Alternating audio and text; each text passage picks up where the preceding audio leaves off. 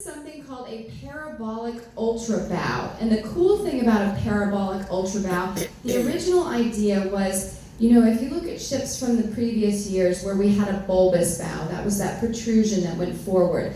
The idea of that was for fuel efficiency, to break up the water so that it avoided these counter currents or eddies along the ship's hull, and we went faster, we went smoother through the water. Well, the idea of the ultra bow, the parabolic ultra bow, is they've kept that bulb. As you can see, there's that tiny bit of bulb at the bottom, but then they wrapped all of the open space from the bulb to the tip of the bow with steel. Now, why did they do that? Because it doesn't matter what the draft of the ship, how much the ship is in or out of the water, she will go smoother, safer, and more fuel efficient through the water. And that's because there isn't a big open space for that water to get trapped in. So this is actually the bow of the future, which is the bow of the past. If you look back at ships from previous wars, they actually had something called an X bow, which was very similar to this parabolic ultra bow. But they found, testing it in the North Sea, that it's much safer, so that they're going to be using these on ships of the future. And as you notice, this cruise was probably the best cruise. Well, it's been the best cruise since I've been back, since early December, as far as weather. But what we found a couple weeks ago, we had some pretty icky weather, and that's a technical term. But what we found is because we didn't have that open, we had the washing machine movement to a certain extent, but what we didn't have was that slamming effect that you'll have if you have wide open space. So very, very comfortable, really cool bow. Just in the bow, those four holes on the right-hand side, those are our bow thrusters, 19,000 horsepower up on the bow. And what they're used for is moving the ship's bow from side to side, laterally. Over on the stern, bless you, sir. On the stern, we have something called Azipods. We do not have traditional propellers with a shaft that runs through the engine room. These Azipods are completely independent units, and you can see how large they are with the guy standing underneath them. But the neat thing about them is they turn 360 degrees. And because they're Azipods, they actually pull us through the water. The general principle is wherever the blades are pointing is where the stern will go. So right now we're making headway through the water. The blades are actually pointed forward and pulling us through the water rather than pushing us. If we want the stern when we're maneuvering to go to starboard, we just turn the pod so the blades are pointing starboard and the stern will walk to starboard.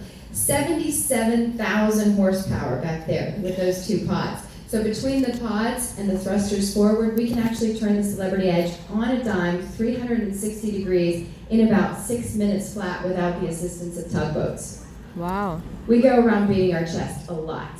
Yeah, pretty powerful. Also wanted to mention, it's not in the slide here, but we have something called stabilizers as well for your added comfort on board the ship. Stabilizers look exactly like the wings of an airplane. There's one on either side, and they're fully automatic. And what happens is when we start to roll from side to side, we extend them out. Because they're automatic, when we start to roll to the starboard side, the port fin will actually dig in and upright us. And this reduces the rolling up to 90%. So just for added stability and safety. The bridge of the past and the bridge of the present. The bridge on the top is actually the bridge from the training ship Golden Bear. That was the training ship at California Maritime Academy that I trained on. And this has gone through an update. We used to have grease pencil radars and all of that good stuff. GPS was still like a newfangled thing when I started out. But the bridge on the bottom, this is the Xelevrity Edge. And something interesting to people, we do not carry paper charts on board any of our ships anymore. For the last 3 years, we've gone completely paperless. Because what we've done is we've taken those paper charts, we've scanned them, we've digitized them, we've put them into the computer, and now there are 3 ways to actually drive the Xelevrity Edge. We do still have the wheel or the helm, which is smaller than the wheel in your car. Don't have to have the big Christopher Columbus spoken wheel anymore because it's all electronically linked. We only use the wheel going in and out of port because if we were headed up to Fort Lauderdale, for example, and we're on the same course, to stand there for 4 hours and hold the same course is really boring, really boring. So what we do is we put in autopilot, and the guys and gals up on the bridge, the wind and the currents could take us off course, so they're constantly making sure we're still headed to Fort Lauderdale. The third way is because of this computer system where we've scanned and digitized the charts, we can say we want to go from point A to point B, and it draws a red dotted line in the computer. If we engage the computer to do the steering, it will keep us on top of that red dotted line plus or minus 3 meters, 9 feet at all times. That means the ship is constantly fighting the elements to stay on top of that line when we could use, for example, the wind or the currents to our advantage. So that's why we're using autopilot right now. So that's the bridge. And